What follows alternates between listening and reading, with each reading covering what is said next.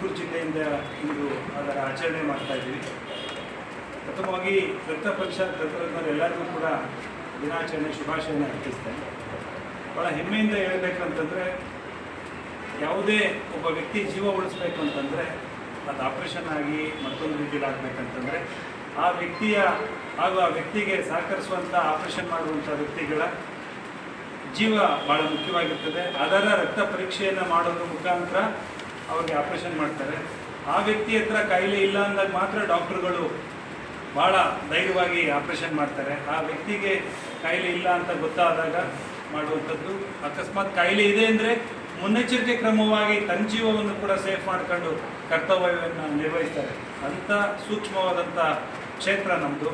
ಅದರ ವ್ಯಾಪ್ತಿ ಇಡೀ ರಾಷ್ಟ್ರದಾದ್ಯಂತ ಹಬ್ಬಿದೆ, ಅದು ಗೊತ್ತಿರೋದು. ಅದು ಕೋವಿಡ್ ಸಂದರ್ಭದಲ್ಲಿ ಭಾಳ ಅಚ್ಚುಕಟ್ಟಾಗಿ ಮೊದಲು ನಾವು ಆ ಸ್ಯಾಂಪಲ್ ತೆಗೆದುಕೊಟ್ಟು ವಾರಿಯರ್ಸ್ಗಳಾಗಿ ಕೆಲಸ ಮಾಡಿದ್ರು.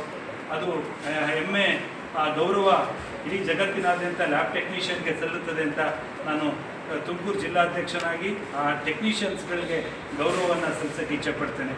ಜಗತ್ತಿನಾದ್ಯಂತ ಹರಡಿದಂಥ ಕಾಯಿಲೆಯನ್ನು ಧೈರ್ಯವಾಗಿ, ಅದಕ್ಕೆ ಪ್ರಿಲಿಮಿನರಿ ಯಾವುದೂ ಕೂಡ ರೀತಿ ನೀತಿಗಳಿರಲಿಲ್ಲ. ಏನು ಆರೋಗ್ಯ ಇಲಾಖೆ ಸ್ವಲ್ಪ ಮಾಡಿಕೊಟ್ಟಿತ್ತು ಅದರ ಅಡಿಯಲ್ಲಿ ಕರ್ತವ್ಯವನ್ನು ನಿರ್ವಹಿಸಿದ್ದು, ಅಚ್ಚುಕಟ್ಟಾಗಿ ಮಾಡಿದು. ಅದರಲ್ಲೂ ಸ್ವಲ್ಪ ಜನ ನನ್ನ ರಕ್ತ ಪರೀಕ್ಷಾ ತಂತ್ರಜ್ಞರು ಸ್ವಲ್ಪ ಜನ ಜೀವ ಕಳ್ಕೊಂಡ್ರು. ಅವರ ಆತ್ಮಕ್ಕೆ ಶಾಂತಿ ಕೊಡ್ತೇನೆ.